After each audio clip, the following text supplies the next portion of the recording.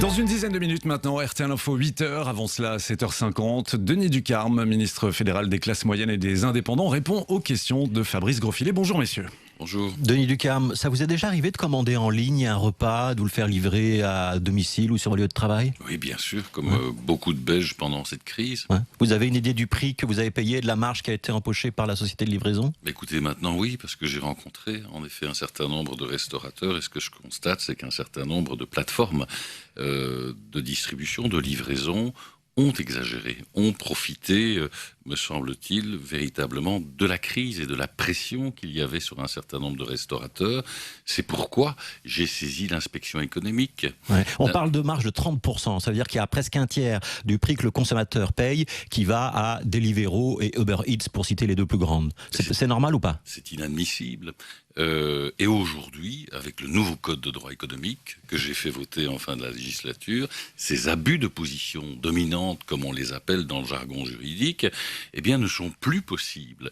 Il s'agit, grâce à cette réforme du code de droit économique, de rendre plus équitables les relations commerciales entre un petit indépendant et une plateforme aussi importante sur le plan international que Deliveroo. Et donc, il faut vraiment que ceux qui abusent de leur position dominante tirent sur la corde, pratique 30% de commission comme c'est indiqué, parfois 35 me dit-on, parce que parfois ce n'est pas les mêmes commissions qui seraient pratiquées.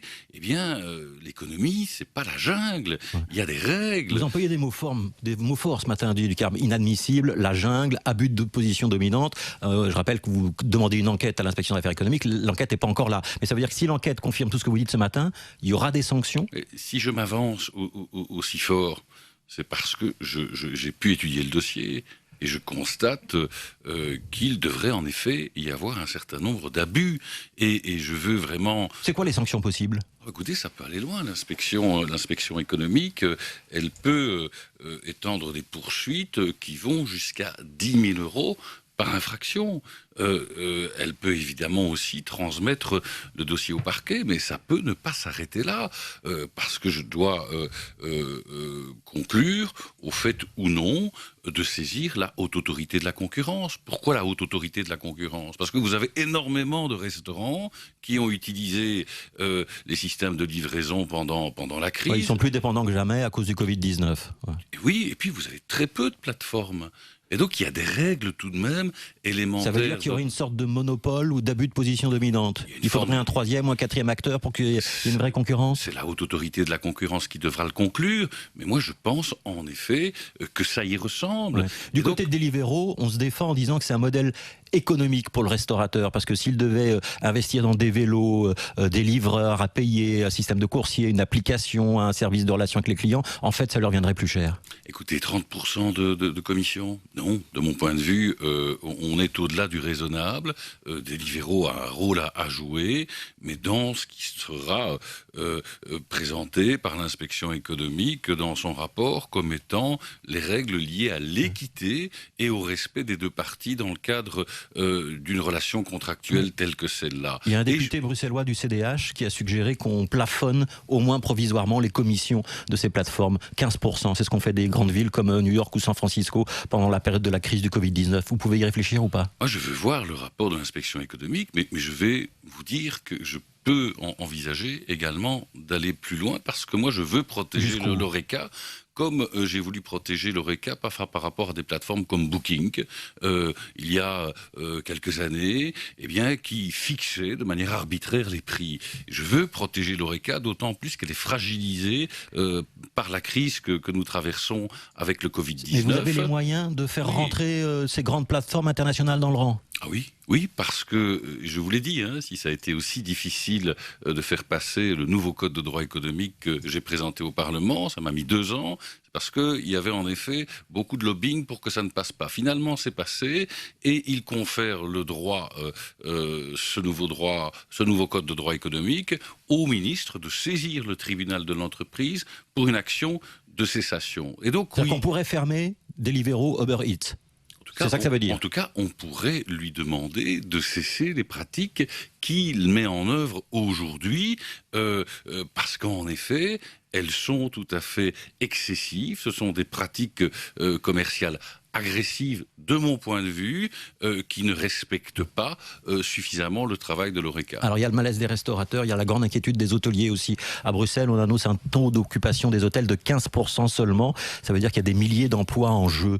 On pourra protéger les mesures de soutien, notamment les mesures de chômage temporaire qui ont été décidées par le gouvernement? Oui, c'est pour ça d'ailleurs que nous avons veillé avec Sophie Wilmès, dans le cadre des débats que nous avons eus avec le Cairn Plus 10, à ce que des mesures telles que le chômage économique et temporaire puissent durer jusqu'au 31 décembre. Est-ce qu'on pourrait le prolonger jusqu'au printemps prochain, par exemple, si c'est nécessaire? Et ça, c'est tout le travail que nous opérons aujourd'hui avec Sophie Wilmès. Aujourd'hui, nous avons pu prendre un certain nombre de mesures de soutien, droit passerelle, mais donc chômage jusqu'au printemps, temporaire. la saison prochaine, si les hôteliers demandent, ce sera possible ou pas? Et donc aujourd'hui, Sophie Wilmès a entamé un tour de consultation des secteurs les plus fragilisés par la crise. Vous allez y participer?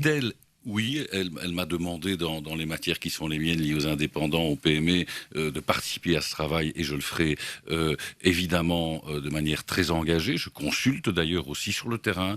Il s'agit aussi de sortir de son bureau, de se rendre auprès des restaurateurs, des commerçants, comme je l'ai fait ce week-end. Je serai à Nivelles et à Schaerbeek dans les jours qui viennent pour prendre le pouls, pour sentir donc, aussi quelles sont leurs priorités. Mesures, vous pourrez les prolonger. À quoi ça sert de préparer un plan de relance, Denis Ducarme, si on n'a pas une majorité pour le faire voter? Mais on gagne du temps. C'est tout l'intérêt, évidemment, d'avoir confié à Sophie Wilmès, quand elle a obtenu la confiance du Parlement, un mandat qui lui confère naturellement la possibilité de préparer un plan de relance qui devra être mis en œuvre par un gouvernement, en effet, de plein exercice. Le terrain, c'est ça l'exercice. Oui, et il y a un travail très important qui se met en œuvre, parce qu'il s'agit évidemment d'aller vite. Parce qu'il faudra quand même une vision politique, et pour avoir une vision politique, il faut une majorité. La coalition... Oui, mais il faut une vision politique, mais il faut qu'on se dépêche. Hein. Vous savez, quand on nous promet au niveau du bureau du plan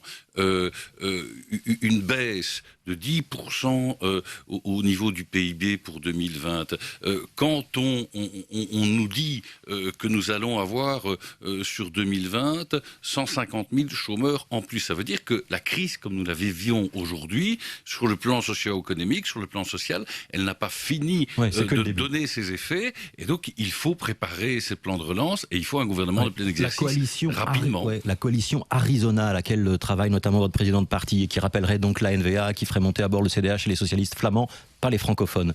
Elle vous excite? Écoutez, je ne pense pas que ce soit vraiment le terme approprié, monsieur Grosfoulet, mais je vois, en tout cas, elle donne confiance, parce que je vois que le travail... Elle donne confiance. Vous êtes prêt à retravailler avec la NVA après tout ce qui s'est passé, avec seulement 19 députés francophones?